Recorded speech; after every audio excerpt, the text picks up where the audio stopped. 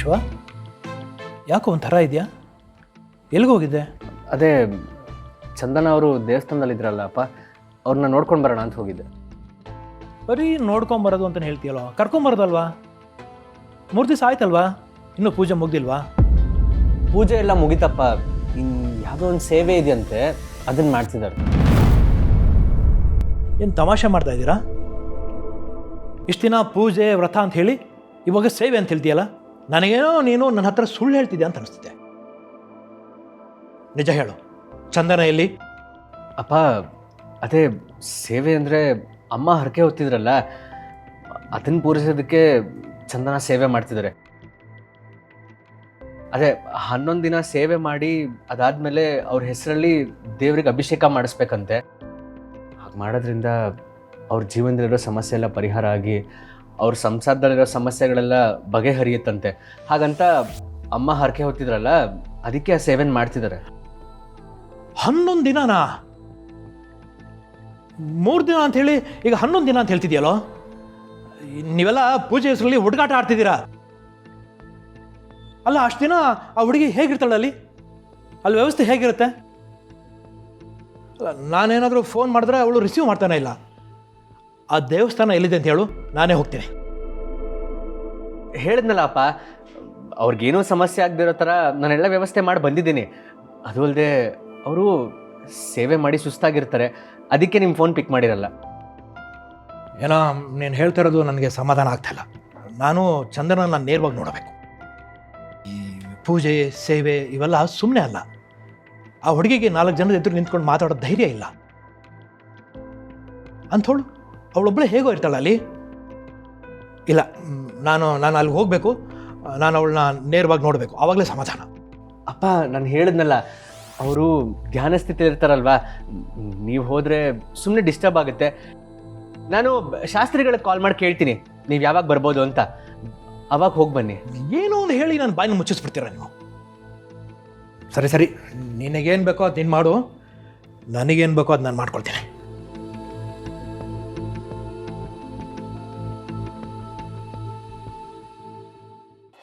ಏನೋ ವಿಶ್ವ ಇದು, ಮಾವ ನೋಡಿದ್ರೆ ಚಂದನ ಅವ್ರನ್ನ ನೋಡಲೇಬೇಕು ಅಂತ ಹಠ ಮಾಡ್ತಾ ಇದ್ದಾರೆ. ನೀನು ಹೇಗೋ ಕಂಟ್ರೋಲ್ ಮಾಡ್ತೀಯಾ?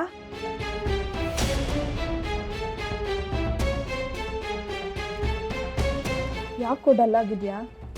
ಅಲ್ಲೇನಾದರೂ ಪ್ರಾಬ್ಲಮ್ ಆಯ್ತಾ? ಪ್ರಾಬ್ಲಮ್ ಏನಾಗಿಲ್ಲ ತಾನು. ಜಾನುನ ಅವ್ರ ಗಂಡನ ಮನೆ ಕಳಿಸ್ತಾರೆ. ವಾವ್, ಎಂತ ಖುಷಿ ವಿಷಯ ಹೇಳ್ತಿದ್ಯಲ್ಲೋ.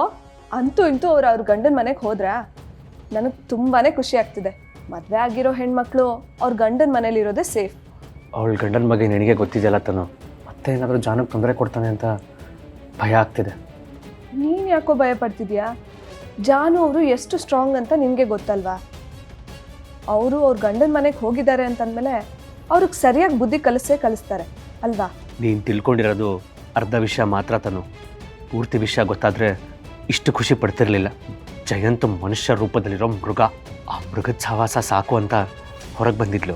ಈಗ ಮತ್ತೆ ಹೋಗಿ ಸಿಕ್ಕಾಕೊಂಡಿದ್ದಾಳೆ. ಈಗ ಅವಳಲ್ಲಿ ಹೇಗಿರ್ತಾಳೋ, ಏನು ಮಾಡ್ತಾಳೋ ಅನ್ನೋ ಆತಂಕನೇ ಇದೆ.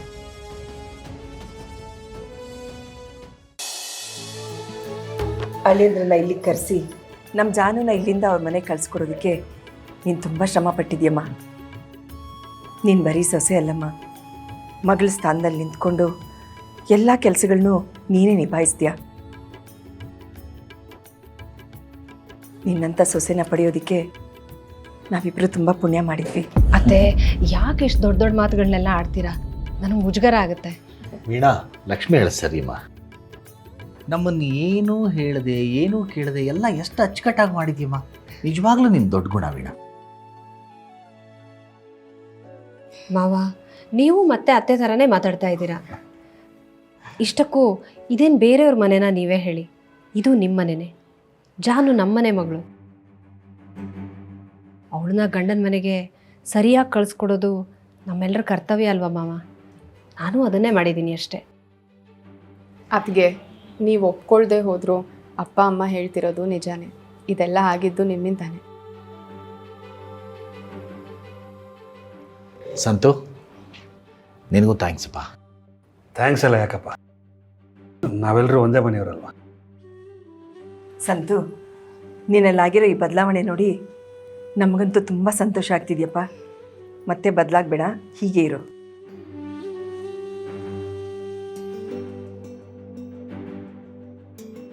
ವೀಣಾ, ಹೊರಡ್ತೀವಮ್ಮ. ಮೇಡಮ್ ಅವರೇ, ನಾವು ಹೊರಡುಮೆ. ಅದಕ್ಕೆ ನಾವು ಹೊರಡ್ತೀವಿ. ಅಯ್ಯೋ, ಎಲ್ಲರೂ ಈಗ ಒಂದೇ ಸಲ ಹೊರಟ್ಬಿಟ್ರೆ ಇಡೀ ಮನೆ ಬಿಕ್ಕು ಅನ್ನುತ್ತೆ. ನೀವಾದರೂ ಇವತ್ತಿದ್ದು ನಾಳೆ ಹೊರಡಬಾರ್ದಾ? ಇಲ್ಲ ಅದಕ್ಕೆ ಸಾಯಂಕಾಲ ಒಂದು ಸ್ವಲ್ಪ ಅಂಗಡಿಗಳಿಗೆ ಆರ್ಡರ್ ಡೆಲಿವರ್ ಮಾಡಬೇಕು. ಸರಿ, ನೀವೆಲ್ಲ ಕೂತೀರಿ, ನಾನು ಅರ್ಶಿನ ಕುಂಕುಮ ತೊಗೊಂಬರ್ತೀನಿ. ಅಪ್ಪ ಅಮ್ಮ ನಾನು ಹೊರಡ್ತೀನಿ, ಬರ್ತೀನಿ ಬ್ರೋ. ಇರಾ ಇವತ್ತಿಗೆ ಕುಂಕುಮ ತರಕ್ಕೆ ಹೋಗಿದ್ದಾಳೆ, ತಗೊಂಡೋಗ್ಬೋದು. ನೋಡಿ ಬರ್ತೀನಪ್ಪ. ಬಾಯ್ ಬಾಯ್ ಬಾಯ್. ಹುಷಾರಪ್ಪ. ಹಾಂ.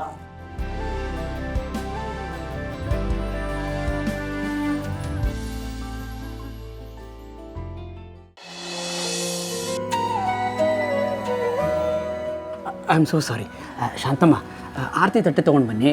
ಹಾಗೆ ಜಾನ್ವಿಯವ್ರನ್ನ ಮನೆ ತುಂಬಿಸ್ಕೊಡೋಕ್ಕೆ ಏನೇನು ಬೇಕೋ ಎಲ್ಲ ಏರ್ಪಾಟು ಮಾಡ್ಕೊಳ್ಳಿ. ಸರಿನಪ್ಪ.